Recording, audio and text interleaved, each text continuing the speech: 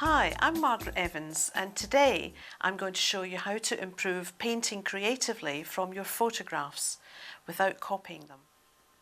But really just to carry the colour, we'll carry a hint of it over here too, but again not too much.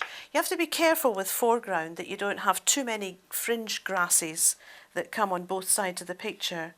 Now, it's impossible to try and replicate exactly what's in the photograph. It's much more important to get the general tone value. And again, now that I've got this lovely strength that's come out of the cottage, I'm going to strengthen up the area around the mountains again and put further layers. And I want to just put some more shadow in there and show it up against the sky. And it'll also help to carry some of the darker tone. And I'm picking out, again, not so much what's happening in the photograph, because in the photo the hill almost matches the tone value of the sky in places. So if I just soften these edges, that makes it darker than the sky and makes it stand out a little bit more dramatic.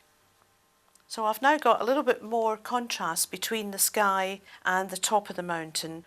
So I'm ready to put the colour on the roof now, which is really strong orange. And I want to use some of the colours that are in the painting already rather than matching it. So I've used light red and I've used Aurelian yellow. So I'm going to make it more orangey with that. That's a real good colour for corrugated roofs.